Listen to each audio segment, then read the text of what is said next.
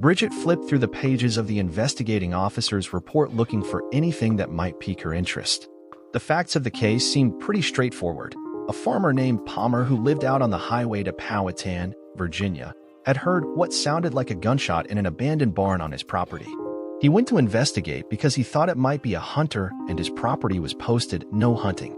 When he entered the barn, he found the body of a woman lying in a pool of blood. He called 911 immediately. When officers and the EMT arrived on the scene, they found the woman dead from a single bullet wound to the heart. A note referred the reader to the attached report from the medical examiner for details. The victim's car was found parked outside the barn. Documents found in the woman's purse, which had been left in the car, showed that she was Kelly Russell, the wife of Barry Russell, a financial consultant in Richmond. The detectives who searched the scene found no signs of a struggle, nor were there any signs of a robbery. It did not appear that Mrs. Russell's purse had been disturbed.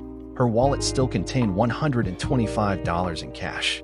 No murder weapon was found at the scene of the crime. However, a single 9mm shell casing was retrieved from the floor of the barn. The ME subsequently determined that Mrs. Russell had been shot with a 9mm pistol at close range. Time of death was established at approximately 3 p.m. Idly, Bridget opened the ME's report. Everything appeared routine to her until she spotted a photograph of the victim taken at the scene. Death from the bullet had been instantaneous, and Bridget expected to see fear or perhaps pain on the woman's face. Instead, the expression frozen on the face of the corpse was one of complete and total astonishment. Bridget's heart began to beat faster. This could be the one, she thought. After perfunctory expressions of sympathy for his wife's death and half-hearted apologies for disturbing him in his time of grief, the two detectives settled down in Barry Russell's home office to speak with him. "Mr. Russell, did your wife have any enemies? Anyone who might have reason to wish her harm?" the older detective asked. "No," Barry said in surprise. "Everyone loved Kelly. I never heard anyone say an unkind thing about her." The detective nodded and made a note on the pad he carried. "How about the two of you? Any areas of disagreement? Any problems?" "No," Barry repeated. "So your marriage was perfect in every way? No quarrels, no disagreements of any kind?" the detective prodded. "Well, no, I wouldn't say that," Barry backtracked. "I mean, every marriage has some friction, you know, expenses, budgets, priorities, that sort of thing." The younger detective leaned forward. "So the two of you quarreled about money?" "We didn't quarrel," Barry said quickly. "We had a few disagreements, but nothing out of the ordinary." He glanced down at the detective's left hand. "I see you're wearing a wedding ring, detective. Do you mean to tell me you've never had a difference of opinion about spending with your wife?" The older detective chortled and the younger one turned red. "Let's go back to the day of your wife's demise," he said. "What was she doing in that old barn on the Palmer place?" "I wish I knew," Detective Barry said. "Like I told the police before, she called me and asked me to meet her out there at 2 o'clock. She said there was a big opportunity she needed me to see, but she didn't have time to discuss it just then. I wasn't too happy about going all the way out there, especially since I had an appointment in my home office at 4 o'clock, but I promised her I'd be there." "But you didn't make it," the younger detective offered. "No, I didn't," Barry explained. "I had a flat tire on the way out there. It took me quite a while to put on the spare, and in the process I got filthy dirty. When I finished, I barely had time to drive back home, shower, and change clothes before my client arrived at 4 o'clock. "I see," the older detective muttered. "Why didn't you call AAA to help you change the tire?" "Simple," Barry said. "I'm not an AAA member." The detective nodded. "And what did Mrs. Russell say when you called her to tell her you couldn't make it?" Barry hung his head in embarrassment. "I didn't call her. In my haste to get out there, I drove off without my cell phone. And by the time I got home, showered and changed clothes, my client arrived." "And that was at 4 p.m., the older detective asked. "Yes," Barry said. "He was right on time." "In between 2 o'clock and 4 p.m., was there anyone who might have seen you?" Barry paused a moment. "No, not that I'm aware of." The younger detective picked up the questioning again. "So let's go back to when you arrived home. Would that have been about 3:30 roughly?" Barry nodded. "And then you took a shower, put on a clean suit and tie, and met with your client?" "That's correct," Barry confirmed. "And after the client left, what did you do?" the man asked. "I bundled up the dirty suit and took it to the dry cleaners," Barry answered. "I see," the younger detective said. "That was certainly convenient." "What was convenient?" Barry asked in confusion. The younger detective peered at him closely. "It was convenient that you had to take a shower as soon as you got home. he said, "and it was convenient that you took your suit to the dry cleaners right away." Barry looked at him with a puzzled expression. "I still don't understand." The detective stared at him intently. "That would certainly eliminate any gunpowder residue or other forensic evidence of a shooting," he said. Barry's face assumed a look of anger and disbelief. "Now wait just a damn second. I had nothing to do with my wife's murder. I told you, I never even made it out to Palmer's farm. I can't believe you think I'm a suspect." The two detectives glanced at each other. "Are you a suspect, Mr. Russell? Is there something about your wife's death that you'd like to tell us?" the older detective asked shrewdly. Barry grew increasingly agitated. "If I'm a suspect, I think I need legal counsel. And I'm not going to answer any more of your questions till I've talked to an attorney," he said defiantly. The two officers looked at each other again and then rose in unison to leave. "If you think you've done something that requires legal counsel, then that's your right. But we'll be back, Mr. Russell, I can guarantee you that." Bridget hit speed dial on her cell phone, and when she heard the call answered, she said, "Hey, Jill, it's your little sister calling." "Hey, Biggie," came the voice on the other end. "I was hoping it was you. It's been a few days since I've heard from you. Sorry I didn't call sooner, but I've been busy with my project. And guess what? I may just have found what I'm looking for." With that, she began to describe the Russell case, including what she learned from the investigating officer's report and the photo made by the medical examiner. "Wait a minute, Biggie, how did you get hold of the IOR and the ME's report? Those are confidential documents." Bridget gave an embarrassed little laugh. "Well, I might have let the officer think that I was still writing for the Criminals channel, and I might have hinted that he would make a good subject for an on-camera interview when the channel does a segment on the case." She paused and then laughed again. "You know how cops are always suckers for a little publicity," she said in a teasing voice. "You've never been able to get over the fact that I joined the DC police force," Jill retorted with good humor. "But I can tell you this, no flirty young writer would ever get confidential information out of me."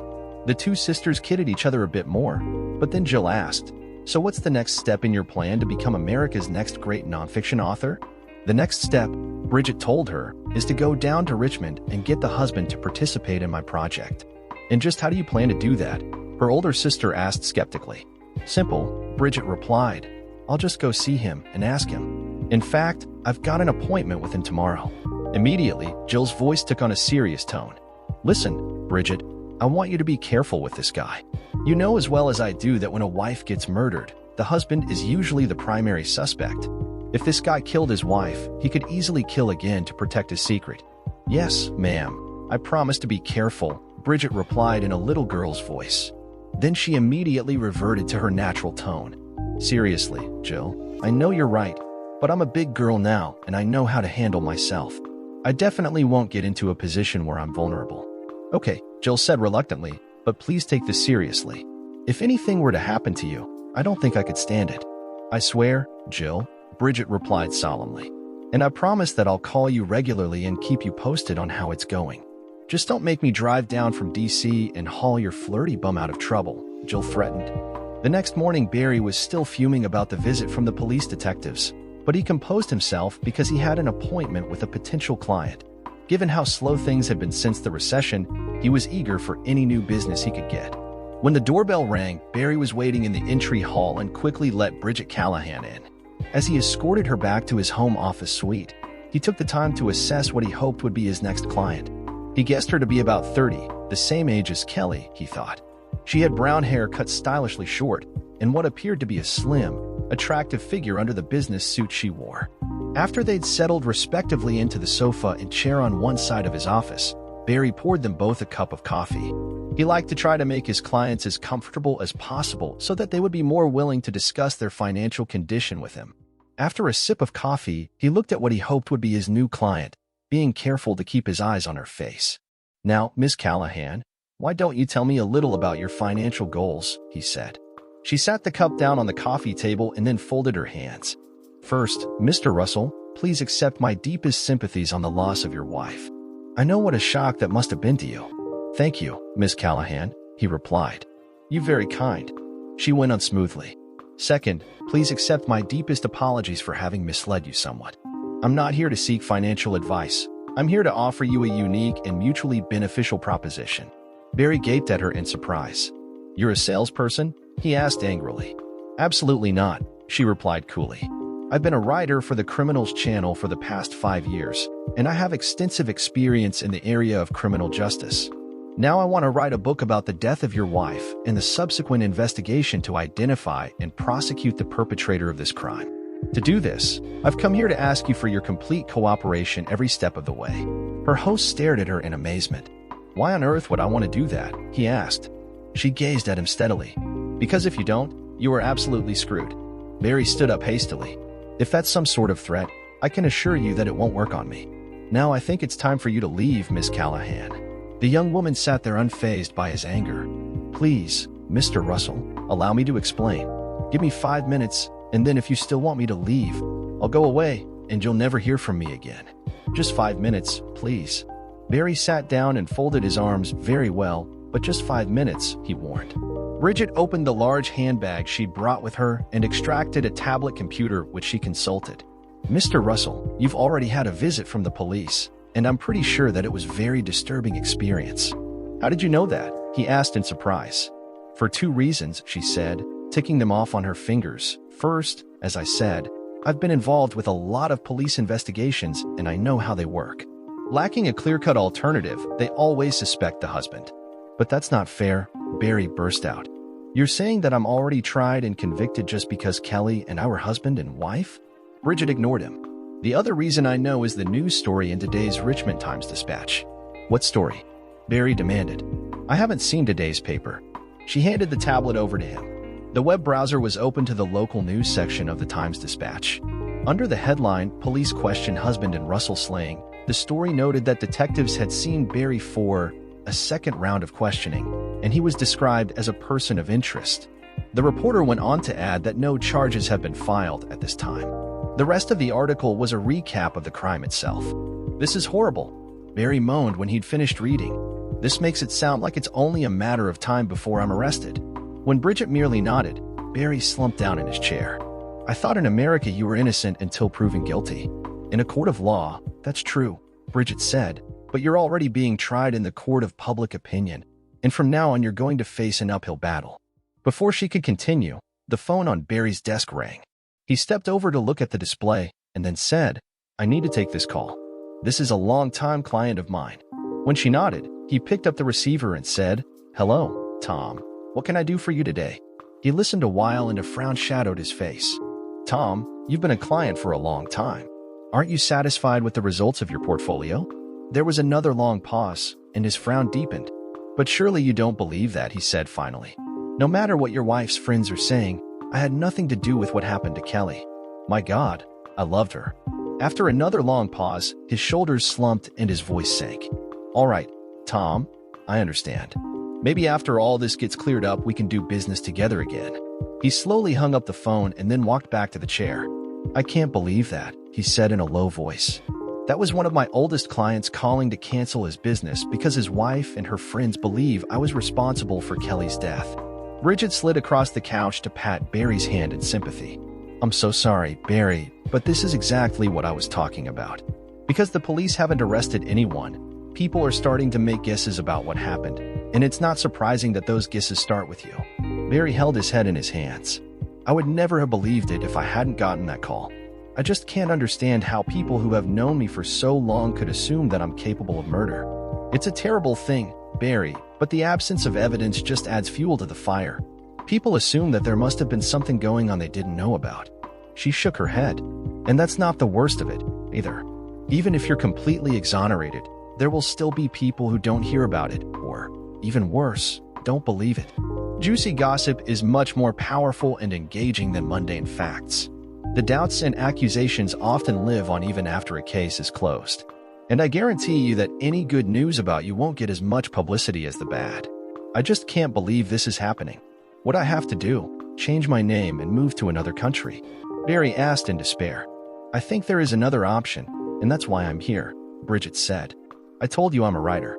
Let me write your story. Open up to me, share your thoughts and emotions along with the facts of the case. Let people see the truth." "But how is that any different from the stories they run on the Criminals Channel you used to write for?" he asked. "It's completely different," Bridget stressed. "In the first place, all those shows on TV are about crimes that occurred years ago. Second, they only do segments about guilty people. never about people wrongly accused. I want to write about a case as it unfolds. I want to show what the accused experiences about what's going on inside him or her. She paused and took a deep breath. Did you ever read In Cold Blood by Truman Capote? When he shook his head negatively, she continued. It's probably the greatest nonfiction book about crime ever written. Part of what made it so unique was that Capote was given such extensive access to the two killers. He was able to learn about the relationship between the two of them and to describe their thoughts and emotions. Well, I want to go Capote a step further. I want to follow a crime almost from the time it happened. I want to get at the truth before the facts are even established. That all sounds very interesting, Ms. Callahan, but what does it mean for me? Barry asked. It means everything, Barry, she said confidently. Nobody has ever done anything like this before, and it's bound to get a lot of attention in the media. My book will guarantee that people know not only that you were exonerated, but what you had to go through during the whole process. I'll bet you'll see people falling all over themselves to apologize for having doubts about you. You'll be welcomed back into society with open arms. Barry stared at her as she wound up her description. Then his face took on a cryptic expression. There's just one problem with all that, he said. When she looked at him questioningly, he said, What happens if I'm guilty? Bridget stared at him in surprise and swallowed hard. But then she regained her equilibrium and said, Then I'll come visit you in prison. He stared at her for another long second, and then looked down at the story in the Times-Dispatch. Finally, he nodded and stuck out his hand. All right, Bridget, you've got a deal. Hey, sis, guess what? I met the guy and he's actually willing to let me write his story. He's agreed to open up and let me see what he thinks and feels. This could be my big break. Way to go, Biggie. I'm no literary expert, but it sounds to me like you're really on to something new here. Anyway, now that you've met the guy in person, what are your first impressions? Well, he appears to be intelligent and successful, at least up until recently. The recession hurt his business, and now being under a cloud of suspicion about his wife's death is already starting to have further repercussions. That's not what I'm asking, Biggie. Do you think he's guilty or not? You just can't stop being a cop, can you, sis? But to answer your question, I'm not sure. At first, I was inclined to believe that he's innocent. He doesn't seem to me like the kind of man who would murder his wife. I heard him talking about her to one of his clients, and he seemed genuinely distraught about her death. But there was one thing that gave me pause. I was telling him about my book and how it would help people understand that he was innocent. And when I finished, he asked, But what if I'm guilty? Why would an innocent man say something like that? Anyway, I'm going to spend the day with him tomorrow, and I hope to get a better idea after that. Jill was silent for several moments. Finally, she spoke up. Bridget, you watch yourself around that man. If he was truly innocent, I can't see why he would even raise the possibility of his guilt. He might just have a quirky sense of humor, but that troubles me. Yeah, I know what you mean, sis. Anyway, I'll let you know what I find out tomorrow. And don't worry, I'll be careful. I hope I'm not keeping you away from taking care of your clients, Bridget told him the next morning as she settled down on the couch in Barry's office. Don't worry about that, Barry said bitterly. After that article in the newspaper, the only calls I've had from my clients were 2 more who called to terminate my services. I can't believe how quickly people are ready to condemn someone. He gave a wry smile. Anyway, if you weren't here, I wouldn't have anyone to talk with at all. She gave him a sympathetic look and then glanced down at her notes. Then let's get started, she said. Why don't you begin by telling me about yourself? He settled back in the side chair and took a sip of his coffee. There's not all that much to tell, really. I was born here in Richmond and have lived here all my life, except for when I went to college at UVA in Charlottesville. I majored in finance and had planned to get my MBA after I graduated, but I got a really good offer from a major financial planning corporation and decided to give it a try. I soon discovered I had a real knack for financial planning and decided that an advanced degree wouldn't help me all that much. After a few years, I was doing well enough to believe I could make it on my own, so I left the firm and started my own practice. Things were going pretty well until the recession knocked the economy for a loop. Bridget was recording their conversation and also making notes. She looked up at Barry now. So what made you decide to strike out on your own? She asked. Did you always want to be your own boss? Well, that was part of it, Barry agreed. But there was another factor as well. About that time, my first wife and I split up. When Bridget raised her eyebrows in question, he continued. She and I were high school sweethearts, and both of us went to UVA because we wanted to be together. We wound up getting married right after graduation. But the truth was that we developed into 2 different people with very different views on life. During college, those differences really began to emerge. She was very artistic and ultimately graduated with a degree in drama. She became increasingly idealistic, ready to march for any cause that came along. I'm much more pragmatic, more oriented toward numbers and results. I think the truth is that the only reason we got married was because we dated so long that it seemed like that was the next inevitable step. But it took only a couple of years for us to realize that we should never have married in the first place. The split was as amicable as something like that can be. What about the financial settlement? Bridget asked. Did you have to pay alimony? No, Barry said happily. I was lucky. She believed that alimony was a form of male subjugation. All I had to do was to pay for her to go back to college to get her MFA degree. Of course, her tuition pretty well blew through everything I had saved, but that was the end of my obligation to her. He gave a little smile. We're still on speaking terms. I even get a card from her every year on my birthday and at Christmas. Bridget added a few more notes to herself. So at that point you were in your mid-20s, divorced, employed, but essentially broke. He smiled again. That's about it. So I took stock of myself and decided that if I ever wanted to go out on my own, that was the perfect time to make the leap. No dependents, no obligations. So I quit, set up my own agency and started hustling. I caught a few breaks and things started going well. And then they started going really well when I met Kelly. Bridget sat up a little straighter. How did that happen? He seemed almost embarrassed. To be honest, I met her through one of those online dating services. When she gave him a questioning look, he went on hastily. You wouldn't believe how hard it is to meet eligible, attractive women once you're out of college. I was working 70 and 80-hour weeks. I didn't have time to hang out at bars or go to clubs. So I decided to give the online service a try, and that's how I found her. Although now that I think about it, she actually found me first. Anyway, we hit it off the first time we went out together. We just seemed to have so much in common, our values, our attitudes and interests. It seemed like everything I liked was her favorite too. Even our histories were similar. She'd just gotten out of a bad marriage in Atlanta and had moved up to Richmond to start fresh. Just like me, she preferred a smaller city, not one of the big metropolises where you can get lost so easily. How long did you two date before you got married? Bridget asked. This time Barry did blush. We actually tied the knot only 6 months after we met. I know that sounds a little fast in today's world, but we both knew what we wanted and what we liked, and it just made good sense not to wait. Barry stretched out his hands almost as if he was pleading with Bridget. I know you've seen pictures of her, so you know how gorgeous she was. But it wasn't just her looks that attracted me, it was her style, her values, her attitudes. And most of all, it was her brains that got to me. She was every bit as intelligent and pragmatic as me. He leaned forward toward Bridget. Let me give you an example. Apparently, she made out pretty well financially in the divorce, and she wanted to protect those funds just in case things didn't work out between us. I felt the same way about my business, so we agreed to sign a prenuptial agreement covering those assets in the event of a divorce. A lot of women would feel threatened by that suggestion, but she understood immediately that I was trying to protect both of us. He slumped back in his seat. I'll never find another one like her. That evening when she called her sister, Bridget was in a contemplative mood. I know I'm supposed to maintain a level of detachment, she said, but I can't help liking the guy. He just doesn't seem like the sort of person who would murder his wife. Jill's voice took on a tone that sounded like a professor at a lecture. Bridget, do you know what a sociopath is? She asked. Of course I do. Bridget responded sharply, and Barry is not a sociopath. I think he's an intelligent, caring individual who suffered a terrible loss and is now being unfairly accused. He certainly doesn't seem to be delusional in any way. None of that means he's not a sociopath, Jill retorted.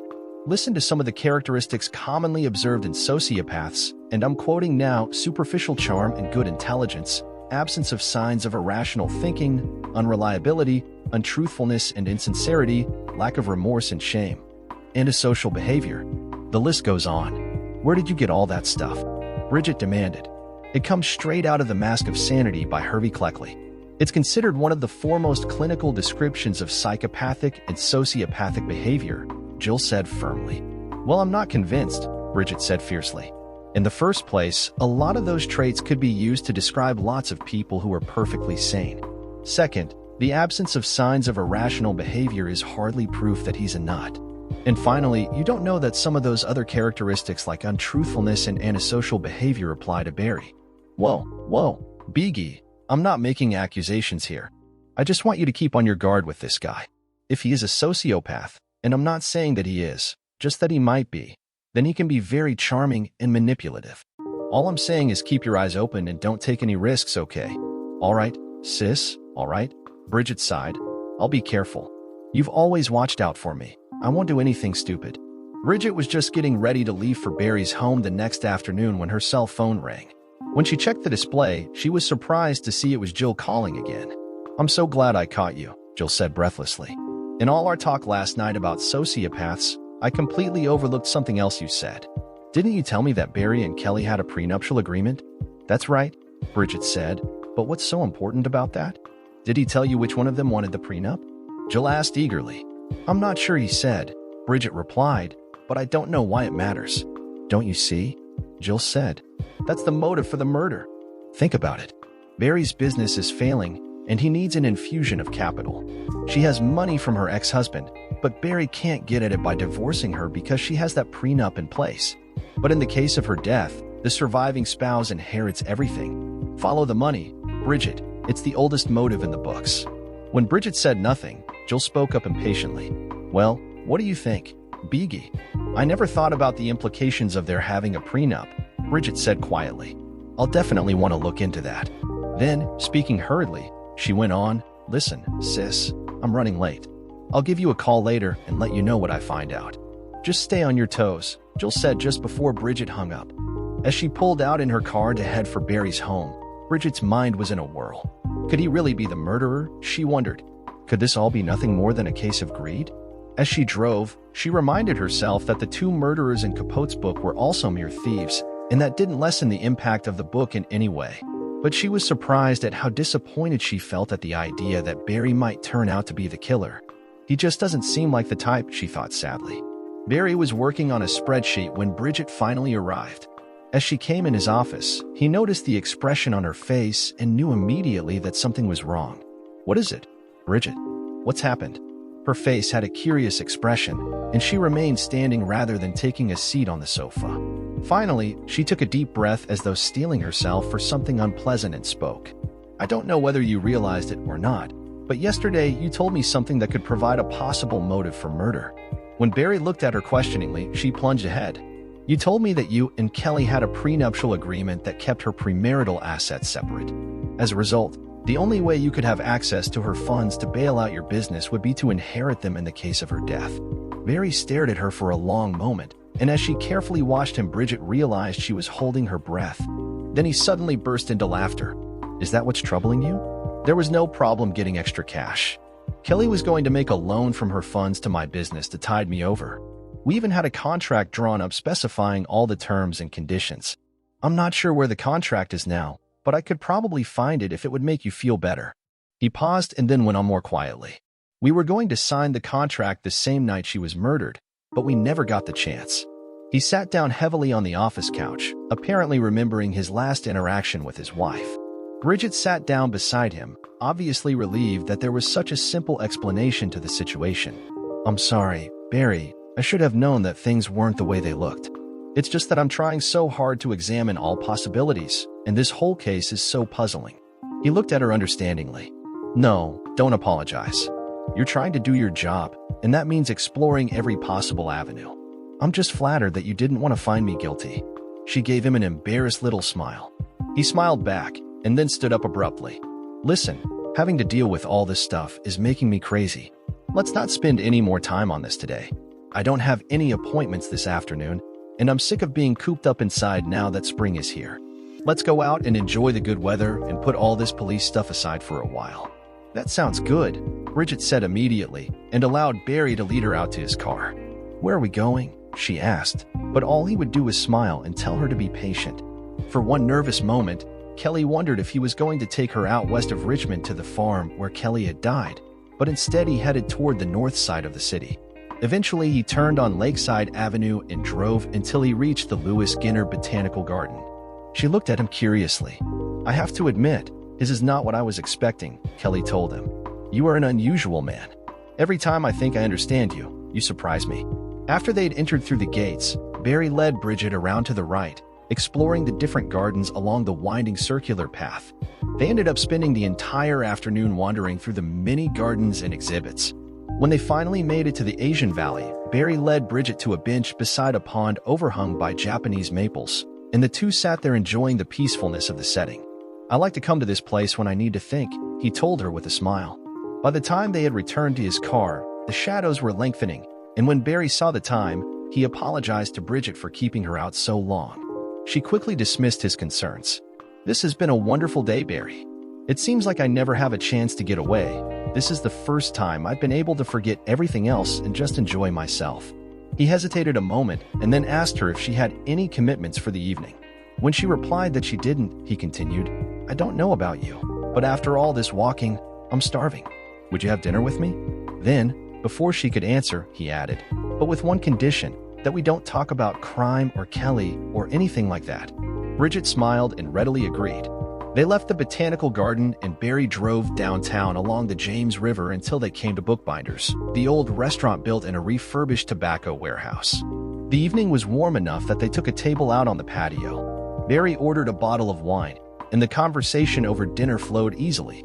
At first, they discussed what they had liked in the botanical garden. Then Barry went on to tell Bridget about other sites and activities in Richmond that she might enjoy. Afterwards, the conversation drifted to other topics, and Barry entertained her with humorous stories about his college years and his adventures starting his own business.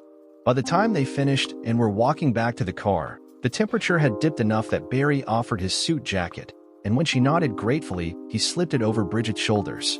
Once they got back to the car, Barry drove them across the river on 14th Street and continued until they hit 301. Then he turned back north and drove them across the Robert E. Lee Bridge so she could have a good view of the city lights. When they finally returned to Barry's home office, he invited her in for a cup of coffee, and, still chilly from the night air, she gratefully accepted. As they sat sipping the brew, an embarrassed look came over Barry's face. When Bridget noticed his expression, she asked him what was wrong. "You must think I'm the world's biggest egomaniac. I just realized that I spent the entire evening talking about myself," he said apologetically. No, I don't mind," she laughed. "I enjoyed learning more about you. Besides, isn't that what I'm supposed to do? Interrogate the subject of my book?" He smiled. "Well, now it's my turn to interrogate you, Miss Callahan. I'd like to know something about your history." She attempted to wave his interest off. "There's really not much to tell about me. I'm just one of those people who focus so heavily on my work that it doesn't leave much time in my life for anything else." "Well, do you have any brothers or sisters?" he asked. "Just one sister, Jill, who lives in D.C. She's a detective on the police force." "Really?" Barry replied. "Isn't that interesting? Both of you found careers in different aspects of criminal justice. I know she's a policewoman and you're a crime writer, but your focus is still the same. Is that a coincidence?" The smile left Bridget's face. "Well, Jill is my older sister, so it's not so odd that I'd be influenced by her." Barry pressed on. "But there must be more to it than that. What is it that drove both of you to the pursuit of the criminal element? Was your father a policeman?" Bridget sat there silent and motionless, almost as if she were holding her breath, and her face turned pale. Then, to Barry's astonishment, her eyes closed and huge tears began to run down her cheeks. She put her hands to her face and began to sob like a heartbroken child. Barry was stunned, unsure of what to do. He sat there leaning forward in his chair uncertainly, and after a few moments Bridget began to speak in a halting voice through her sobs. "I was in the 7th grade when it happened. A friend's mother gave me a ride from school, and when I got home the side door we always used was wide open. That wasn't normal, but I didn't think much about it when I went in. I yelled to Mama that I was home, but she didn't answer. I yelled again, and when there was still no answer I began to get worried. I walked through the living room and saw the floor lamp knocked over and the furniture out of place. Then I saw blood on the floor, and I remember that I began to tremble all over. I don't know why, but I tiptoed back to my parents' bedroom. When I peeked in the door, I saw her foot sticking out from the other side of the bed." Barry's face had gone pale as he listened, but Bridget didn't notice because her eyes remained squeezed shut. It was obvious that she was remembering every detail of the horrible scene. When I went over to look at her, I saw that her clothes had been ripped and torn from her. I remember especially that her panties were dangling from one ankle. But what I remember most was blood everywhere. After he was done sexually assaulting her, he, whoever it was, had shot her in the stomach. I screamed her name over and over again, tugging on her hand, trying to get her to stand up. Jill always got home later than me, and she must have heard me because she came running into the room. She started bawling too, but she was older and stronger than me, and she pulled me out of the bedroom and back into the living room. Then she called 911 and then held me until the police arrived. Now Barry moved to her side and put his arm around her as she wept. "Oh, God, Bridget, I'm so sorry. I can't imagine how horrible that must have been for you." Bridget looked up at him with red, haunted eyes. That wasn't the end of it. When Daddy came home, he got hysterical. They'd covered Mama up with a sheet, but he ripped it off of her and screamed when he saw what that monster had done to her. The police had to physically restrain him in his agony. Daddy loved us. He was always watching out for us, always trying to protect us. She began to sob again. But Mama was the light of his life, and to find her like that was more than he could bear. So later, after Jill and I had gone to the neighbors to spend the night, he put a gun to his head and blew his brains out. "Oh, my God," Barry gasped. Now Bridget's eyes were pleading with him for understanding. When they thought I couldn't hear them, I've heard people say that my daddy was selfish. They said he had a responsibility to Jill and me, and he put his own grief ahead of that. But I know that's not true. I know that the man who killed my mama killed my daddy too, just as surely as if he'd been the one to pull the trigger. She began to weep again, and Barry held her, shaken by her awful story. After a few minutes, she raised her eyes and looked at him. We didn't have any other family to live with. Our grandparents had died, and Mama and Daddy didn't have any brothers or sisters. The authorities wanted to put us in a foster home, but Jill was 18 by then, and she fought them. She finally became my legal guardian, and she raised me. Things were tight, but we had the money from Daddy's life insurance and Social Security, and we made it. Anyway, Jill decided right away that she was going to become a policewoman. I'm not as brave as she is, so I didn't follow her, but I was still fixated on criminals. One way or another, both of us wanted to try to prevent something like that from happening to somebody else. With that, she buried her head in Barry's shoulder and wept some more. Barry held her, lightly rubbing her back the way a parent would soothe a grieving child. "I'm so sorry, Bridget. I don't know what to say," he told her quietly. Then, after a few minutes, he whispered, "I guess both of us have lost someone we loved to violence." Startled, she pulled back to stare at him and thought she saw a reflection of her own grief mirrored in his face. In her pain, she'd completely forgotten about the fact that he'd just lost his wife. She pulled him tightly back to her, and the two of them clung to each other like the lost souls they were. After some time passed, both of them calmed down, and then Bridget pulled back far enough to gaze into Barry's eyes. Then she leaned forward to kiss him gently on the lips. He returned the kiss in warmth and gratitude. Again, she pulled back to look at him, and this time he saw a look of determination in her eyes. She leaned in again, but this time her kiss was full of promise. The powerful emotions she had experienced were now transformed into passion, and her lips parted so her tongue could probe his mouth. Almost instantly, the heat between them blazed up, and they were locked in a passionate embrace like lovers long separated from one another. Finally, Barry wrenched himself away and held her at arm's length. "Are you sure, Bridget?" he asked. Without hesitation, she replied, "I'm as sure as anything in my life." With that, he pulled her back into his embrace and began kissing her. Abruptly, he swept her up in his arms and carried her back to the master bedroom, laying her on her back and stretching out beside her. Between kisses, they began to fumble at one another's clothing, desperate to remove all barriers between them. But as he tugged at her knit top, Barry thought he detected some hesitation in her movements, and when he ran his hand over her supple stomach, he could feel the tension in her muscles. "What is it, Bridget?" he asked anxiously. "Is something wrong? Do you want me to stop?" He'd pulled his hand away, but she grabbed it and brought it back to her. "No, don't stop," she said. "It's just that, well, I've never done this before." Then she looked away in embarrassment as he stared at her in astonishment. After a second, he leaned over and kissed her gently. "It's all right," he said soothingly. "I know just what to do." They made tender love. After she climaxed, she rolled over on her back and lay beside him, still panting. Barry slipped out of the bed and went into the bathroom. He returned a minute later with a wet washcloth and a towel, which he handed to Bridget. After she'd finished, he slipped into bed beside her and pulled the spread over the two of them. In minutes, they were both asleep. When the morning sun woke him, Barry rolled over to look at his alarm clock and was startled to see that it was an hour past his normal time to get up. Then he remembered what had happened the night before and spun around to look for Bridget, but she wasn't there. He glanced around the room, then got up to check in the bathroom, all to no avail. When he returned to the bed, however, he spotted a note on the pillow she had used. "Hey, sleepyhead. I had an appointment first thing, so I let myself out. Bridget." P.S. I'll call you. P.P.S. You snore. P.P.S. Last night. Wow. Hey, Jill. Sorry I didn't call you last night. Where were you? I got a little worried when you didn't call. Sorry, sis, but something amazing happened. What did you do? Biggie. Did. Oh my god, you slept with him. I can hear it in your voice. Damn it, I never could keep secrets from you. It's like you read my mind sometimes. Are you crazy? I can't believe you let him seduce you. Do you know what a risk you were taking?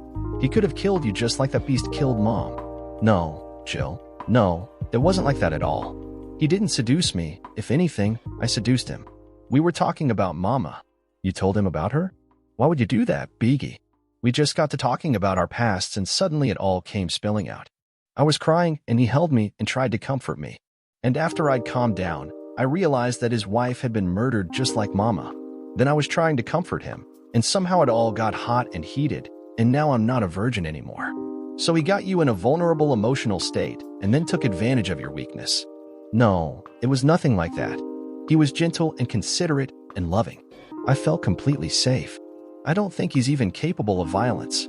Listen to me, Bridget Callahan. No matter how lovey-dovey you're feeling, the fact remains that someone murdered his wife, and he's the only suspect with a possible motive.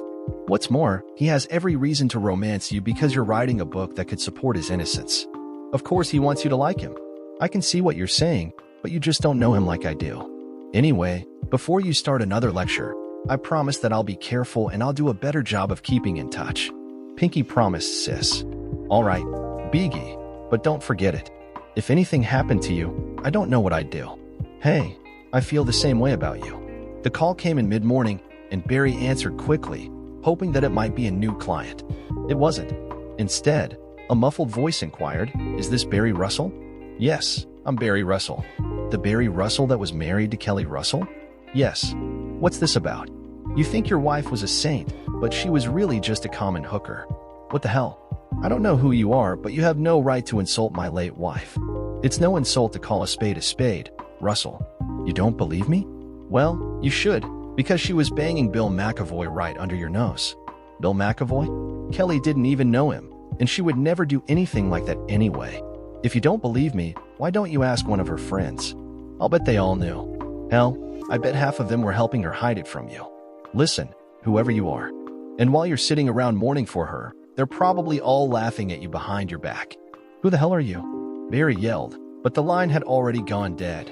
A few minutes later, Barry was in his car and headed for the home of Jared and Susan Jackson. Barry and Kelly often socialized with the Jacksons, and Susan was probably Kelly's best friend. When Barry rang the doorbell, Susan answered. "Oh, Barry, you startled me. I wasn't expecting you." If you're looking for Jared, he's at work," she said uneasily.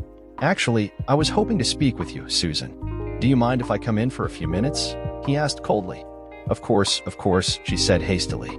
"Listen, I'm so sorry we haven't been by to see you since the funeral. It's been crazy around here and we've had so much to do," and he held his hand up to halt her babbling. Knowing Susan and how close she was to Kelly, Barry felt certain that she would try to protect her friend if he asked her a simple yes or no question, so he decided to take a more aggressive tack. He crossed his arms and stared at the woman sternly. "How long did you know about Kelly and Bill McAvoy?" he demanded. He was watching her face closely, so he saw her eyes widen in surprise. She stood there silently for a long moment, obviously groping for the right thing to say. That told him all he needed to know. The anonymous caller had been telling the truth. All the adrenaline that had been pumping through him ever since the phone call seemed to flow out of him, and he sank down on the chair behind him and put his head in his hands. "What about Kelly and Bill?" he heard Susan say weakly, and he looked up at her with wounded eyes. "Please don't lie to me, Susan. It's much too late for that," he said. Susan sat down across from him and nervously played with her hands as she stared at him. "Barry, I don't know what to say," she said in a pleading voice. "Just answer my question. How long was it going on?" Her eyes darted around the room as though looking for an escape route, but finding none, she spread her hands helplessly and answered, "I don't know. Maybe 6 months or so." 6 months? Barry thundered, and she shrank back at his anger. "How could you not say anything?" "I tried to warn her, Barry," Susan protested. "I told her she was playing with fire, but she wouldn't listen." Suddenly, Barry remembered something else the anonymous caller had said, and he asked, "Who else knew?" I guess after a while almost all of us, Susan said reluctantly. Kelly hardly even tried to hide it. Some of us even wondered if you knew, and it was some kinky thing you liked. My God, you know me better than that. Barry yelled angrily. I could never stand for something like that. Susan sat white-faced in the chair, retreating as far away from Barry as she could get. After a few moments, he regained his composure and his face took on a sad expression. Why didn't you tell me, Susan? 6 months? Why didn't you let me know? She held her hands out in supplication. I couldn't, Barry.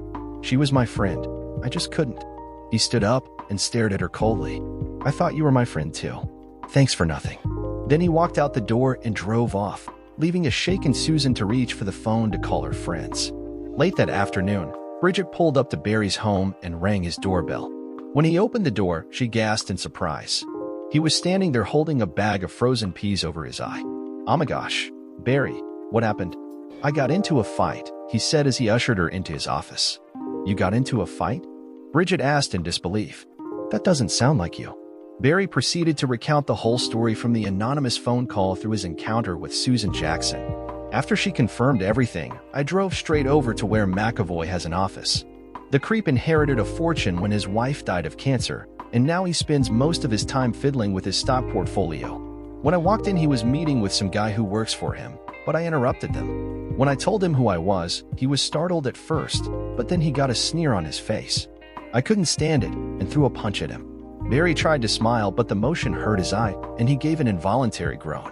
Who knew that his assistant was a martial arts expert? Anyway, they dragged me out of the office, and McAvoy threatened to call the cops if I ever came back. Bridget was clearly taken aback by his story. Barry, you committed assault and battery. He can have you arrested if he wants to press charges. I doubt if he wants to do that, considering why I went after him in the first place. Besides, I'm the one who was battered, not him. Bridget looked at him disapprovingly. For a guy who's just started a brawl, you don't sound very contrite. His expression darkened noticeably. I don't even know how I'm supposed to feel. I've been mourning the death of my wife all this time, and now I find out she was carrying on an affair behind my back. How do I feel? I'm angry and hurt and confused, and I'm definitely not contrite about going after the creep she was cheating with. Bridget flinched at his outburst, yet she felt a wave of sympathy as she tried to imagine how conflicted he must feel. Barry, I'm so sorry all this has happened, and I can only guess at what must be going through your mind right now. She reached out to take his hand. Would you like to have company this evening? To talk it out? He shook his head, and once again his face twisted in pain. Truthfully, I just need some time by myself to process all this. It's just so overwhelming to learn that everything you believed in is a lie. He took both her hands in his, and to Bridget it looked like a fire had been lit behind his eyes. I can't believe she cheated on me. I also can't believe that all my so-called friends knew what she was doing and never told me about it. The fact that so many of them knew in the first place just makes it worse. Apparently, Kelly was acting like she didn't care whether I knew or not. It's as if she had no respect for me at all. That makes me so angry. As he spoke, he'd unconsciously tightened his grip on her hands, and finally Bridget yelped, Barry, you're hurting me. He instantly released her and apologized. I'm so sorry, Bridget. I didn't realize what I was doing. You can see why it's better for me to be alone tonight. She nodded and reached up to touch his face. I'll give you a call tomorrow to see how you're doing, she promised as she turned to leave. As she drove away, her brow furrowed in concern. I've never seen that side of him before, she thought. Hey, sis, it's me. What's the matter? Biggie. Yesterday your voice sounded like you were ready to burst into song. Tonight you sound like you've got the weight of the world on your shoulders. What's going on? Jill, I'm so confused about Barry. Let me tell you what happened today. With that, Bridget recounted the events of the day to her sister, especially his attack on Bill McAvoy and the anger she'd seen in him. It's like he was a different person, sis. There was a rage in him like I've never seen before. It scared me a little. Wow, that's quite a story, and it also raises some interesting questions. What if the motive for Kelly's murder was not money but jealousy? I don't need to tell you how many husbands have killed their wives for that reason. But that can't be right, sis. He didn't find out about her cheating until today. We don't know that, Biggie. All we know for sure is that he found out today who she was cheating with. What if he somehow learned she was unfaithful before today? What if he was the one who lured her out to that farmhouse and shot her for cheating on him? I don't know, sis. He wasn't acting that way when I talked to him this afternoon. Exactly. Biggie, he was acting. That's what I've been trying to warn you about. Guys like him can be very convincing. I hear what you're saying, but I still don't think you're right. Well, while you're thinking about that, let me give you something else to think about. I've been doing a little investigating from up here, and I've found out that being faithful wasn't the only thing Kelly lied about. What are you talking about, Jill? It turns out that Kelly Russell's history is a little more complicated than what Barry told you. In fact, I'd guess it's probably a little more involved than he knows. I did a trace on her, and here's what I found out. It turns out that she came from a poor family that lived in Florala, Alabama, which is a little town right on the border between Alabama and Florida. She went to Florala High School where she was a Wildcats cheerleader. She also started going steady with Johnny Rayburn. After graduation, she and Johnny started attending Jefferson Davis Community College up the road in Brewton, Alabama. Eventually, the two of them got married. Really? Bridget asked. I'm pretty sure Barry doesn't know about that. Wait, there's more? Apparently, she ditched Rayburn after only a year or two of marriage and headed for Atlanta. She must have been a real looker even back then because she met her next husband while she was working as a bartender at Coyote Ugly. He was a contractor riding the construction boom in Atlanta. Anyway, they got married in short order, but after only a couple of years of marriage, he died suddenly of a heart attack. After that, she moved up to Richmond, and, of course, that's where she met Barry. Wow, she was a busy girl. There's one more thing, Biggie. The Atlanta police told me that the contractor's family never liked Kelly, and they didn't believe he had any heart problems. They've been pestering the police and the courts to reopen the investigation into his death. All that is interesting information, sis, and it will help flesh out my book. But I'm not sure how it fits into the immediate situation. Do you think that somebody in the contractor's family could be the murderer? I don't know, Biggie. I'm just trying to help you gather enough clues that you can piece this thing together. But one thing is certain, don't let down your guard around Barry Russell. Now he's got two possible motives for murdering his wife, and that's two more than anyone else we know. So no matter how charming he may be or how good he is in bed, please be wary of him. Promise me. Well, you don't have to worry about me for a while. I've got interviews lined up for the next 2 days with several other people who knew both Barry and Kelly, so I won't even see the guy anytime soon. Even though she was busy over the next 2 days, Bridget couldn't stop thinking about Barry. The confrontation he'd had with Kelly's lover had disturbed her, and she'd taken her sister's warnings to heart. Yet she couldn't suppress the feelings that had been stirred in her after the night they'd spent together. A part of her desperately wanted to reconnect and try to understand what was really happening, so she was disappointed when he didn't even call. So on the third day, she was excited when she checked her phone and found that she'd missed a call from him. But as she listened to his long message, her excitement turned to concern. Bridget, I just had a call from the same person who told me about Kelly cheating on me. I think it was a guy, but the voice was muffled, just like last time. Anyway, today he told me he has information on who killed Kelly. He wants to meet me at Palmer's barn this afternoon at 5 o'clock. I'm supposed to come alone or I'll never find out what really happened. I know it's chancy, but I'm going to do it. If I find out the truth, you'll be able to finish your book. And if I don't come back, at least you'll be able to tell the police where to look for me, the message concluded. Bridget was in a quandary. Like Barry, she was anxious to get more information about who killed Kelly Russell, and it was obvious that whoever made those phone calls knew a lot about Barry's late wife, maybe enough to solve the riddle. At the same time, she was terribly afraid for Barry. Venturing alone back to the same place where his wife had been murdered seemed terribly risky to Bridget. She desperately wanted to get Jill's advice, but when she tried to call her sister at the police station, she was told that Jill was out on a case. When she tried Jill's cell phone, it immediately went to voicemail. Hearing her sister's recorded voice seemed to make up Bridget's mind, and she left a long message explaining what had happened and what she planned to do. When she finished, she immediately tried to dial Barry only to discover that her phone's battery had died. She gave a curse in frustration and tossed the dead instrument into her bag. If I can get out to that farm early, I can be in position to see who comes to meet Barry, she thought. I'll have to worry about recharging the phone later. It was only a few minutes later that Jill returned to the police station. Hey, the sergeant on duty yelled at her. You got a call from your sister while you were out. Jill quickly turned on her cell phone, and after it had connected to the network, the message light came on. When she heard Bridget's message, Jill felt a cold chill run down her back. Desperately, she pushed the speed dial for her sister, only to get her voicemail. Bridget, it's me.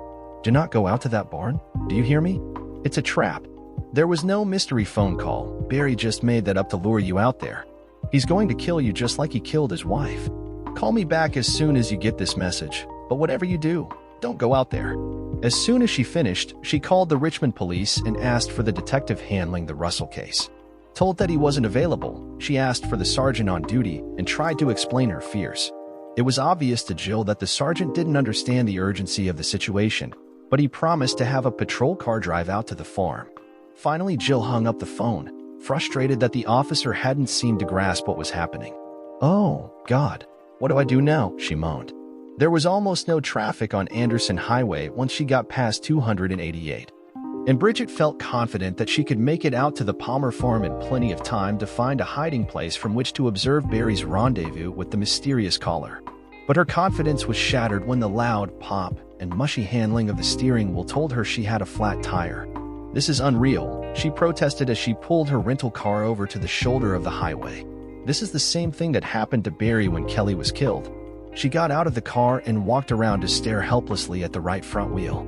She'd never changed a flat tire in her life. Barry cautiously nudged the barn door open using the barrel of his father's old .30-30 Winchester. Barry hadn't fired the gun since his father had taken him hunting years ago, but he didn't want to walk into the barn unarmed. The darkness of the interior was broken only by a few shafts of light where the corrugated tin roof had been pierced and torn. As far as Barry could see, the old structure was empty. "Good," he thought. "I got here first." He spotted some old bales of hay off to one side and settled himself behind them. He'd have a clear view of the door if anyone walked in. Bridget left the flat tire by the side of the road and tossed the jack back into the trunk, not bothering to secure it. She got behind the wheel and quickly pulled back onto the highway, hoping that she'd installed the spare correctly. "Just let me get to that barn in time," she cast a silent prayer.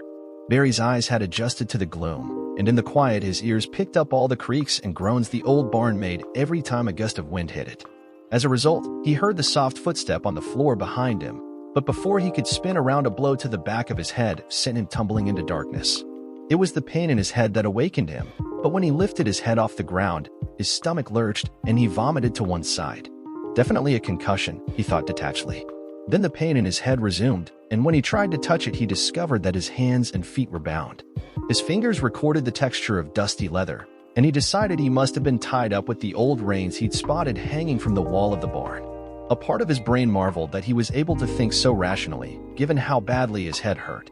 Then his ears picked up a new sound, and he lifted his head carefully and gazed at the barn door.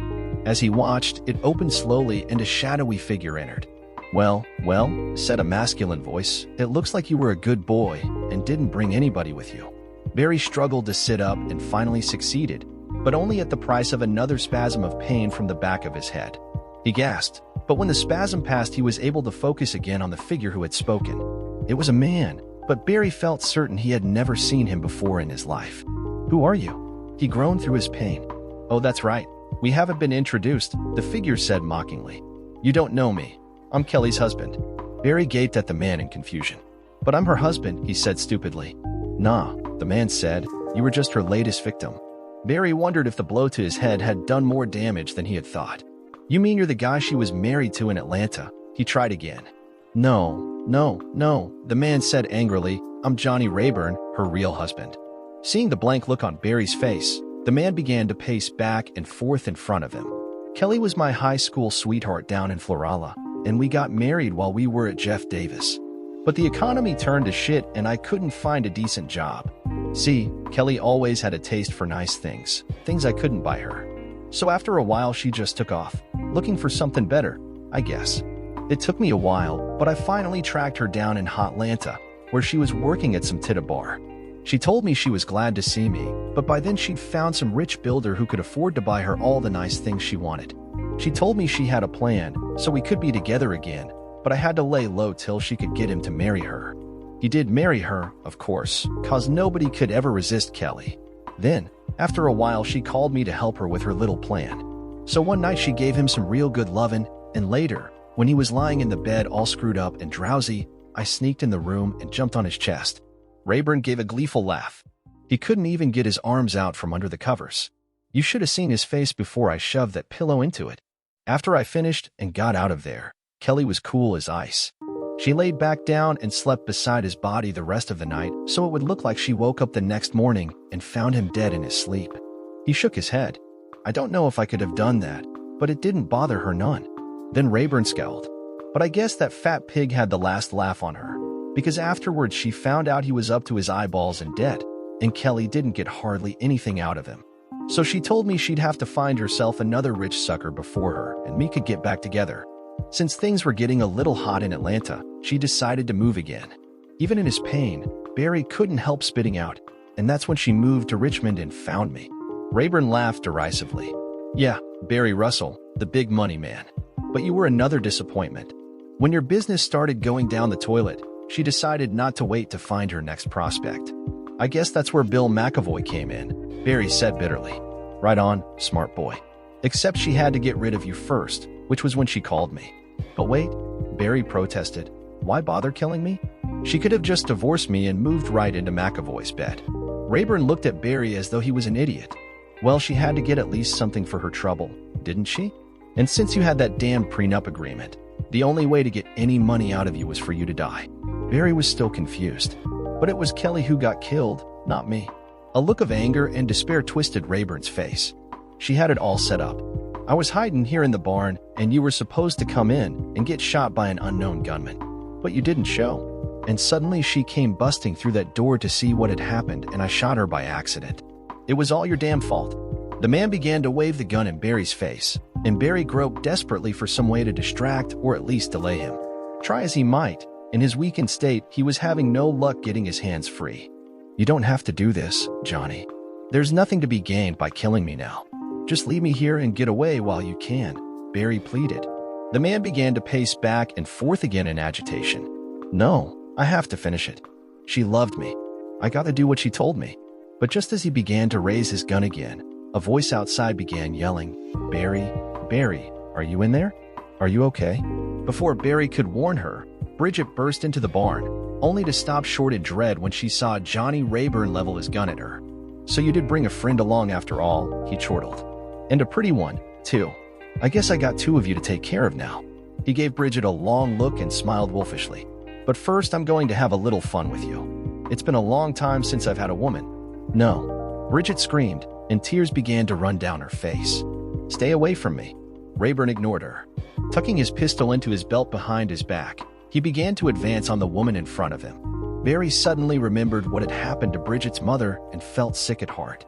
She must be about to lose her mind with fear, he thought. Get away from her, he yelled helplessly, but Rayburn ignored him. Then, as Barry watched the scene in horror, he realized that something looked odd about Bridget's expression. That's not fear, he thought, that's rage. As Rayburn reached for her, he crowed, I'm going to enjoy this. In a loud voice, Bridget screamed out, not this time. And to Rayburn's and Barry's amazement, she reached behind her, yanked out a snub-nosed .38 and pulled the trigger. The bullet fired at such close range caught Rayburn in his midsection and doubled him over. He stumbled backward, fell flat on his back, and lay moaning on the straw-covered dirt. Bridget stared at the writhing figure for a moment, then ran to Barry and knelt beside him, crying as she hugged and kissed him. Are you all right, Barry? She asked frantically. My head hurts like hell, he told her, but I think I'll be okay. Thank God you're all right. Can you help me get my hands free? As she tugged at his bonds, they heard another voice yelling, Bridget, Bridget. They looked up to see a woman holding her pistol in the two-handed weaver position come through the barn door. Jill, Bridget screamed, and the two sisters ran to each other and embraced, crying in their relief. When they had calmed down somewhat, Bridget asked, How did you get here? Jill held her tightly. When I got your voicemail, I drove down from D.C. in a police cruiser with the siren on the whole way. I told you I'd never let anything happen to you. As Bridget hugged her in gratitude, Jill looked suspiciously over at Barry and Rayburn on the floor of the barn. What did Barry do to you? And who's that other guy? Oh, God, I forgot about Barry. Bridget cried. Tugging on her sister's arm, she pulled her toward him. Help me untie him. As the two women struggled with the old leather reins, Barry saw motion from the body lying on the barn floor, and he cried out, That's Johnny Rayburn over there. He has a gun in his pants. Jill quickly moved to the prone figure and rolled him over to find the pistol still stuffed in his waistband. She grabbed it and tucked it in her belt. As she did so, Rayburn gave a terrible cry. Jill rolled him back over and checked his wound. Then she grabbed her phone and called 911, ordering an ambulance and the police. When she returned to Barry's side, he told her, I think if you run a ballistics check on the pistol you just took, you'll find it matches the one that killed Kelly. Jill looked at Barry and then at Bridget. So her first husband was the one behind all this? Barry nodded. And from what he said, I don't think the two of them were ever legally divorced. He glanced over at Rayburn and noticed how pale he had grown. How's he doing? He asked Jill. In a quiet voice she said, he's bleeding heavily. There's not much I can do for a bullet wound in the stomach. I don't think he'll last till the EMT gets here. Bridget gave a little whimper at that, and Jill reached over to hug her. It's all right, Beagie. You did what you had to do. I'm proud of you. Barry gave Bridget a puzzled look. I didn't know you even had a gun. Where did that come from? Bridget gave an embarrassed shrug. Jill gave it to me years ago. After what happened to Mama, I've always hated guns, but Jill insisted I keep it with me for protection. I've had it in my purse all these years, but this is the first time I've ever fired it. Just then Johnny Rayburn groaned again. The three of them moved over to kneel beside him, and Rayburn opened his eyes. Seeing Barry, he spoke in a gasping voice. I lied to you, man. It wasn't an accident. When she came in the barn and saw you weren't here, she got angry. I begged her to forget the plan and go away with me. That's when she told me she didn't love me and that she would never take me back. Then she laughed at me, and I shot her. Barry, Bridget, and Jill exchanged glances. Rayburn's voice was noticeably weaker. Barry glanced down and saw that the effort to talk had forced more blood out of the wound in the man's stomach. Then, to their amazement, Rayburn began to laugh. You can't get away from me now, Kelly. This time I know where you've gone, and you better get ready, because I'm going there too. He laughed once more, and then his head dropped back to the dirt and his eyes fixed on the ceiling. Jill reached over and felt for his carotid artery. Then she shook her head and closed the dead man's eyelids. While they waited for the EMT and the police, Barry managed to recount everything Rayburn had revealed about what really happened, and Jill added details on what her research had uncovered. Later, when the medical technicians arrived and decided to take Barry to the hospital for observation, Bridget insisted on following him in her car. Jill volunteered to stay and give the police the whole story. After Barry was strapped to a gurney for the ambulance ride back to Richmond, Bridget came over and kissed him before heading to her car to follow him. Then Jill came over and patted his arm. I owe you an apology, Barry. I was convinced that you were a sociopath. I thought you'd murdered Kelly and were likely to try the same to Bridget. Now it turns out that Kelly was the real sociopath and her first husband was her killer. I'm sorry I doubted you. Barry smiled at her. No problem, Jill. I understand. She looked at him solemnly. Just don't you ever do anything to hurt my little sister. Barry glanced over at the attendants loading Johnny Rayburn's body into the other ambulance, then looked back up at Jill and shook his head. He smiled and said, I wouldn't dare. Dear listeners, please share your thoughts in the comments section below and don't forget to like, share, and subscribe.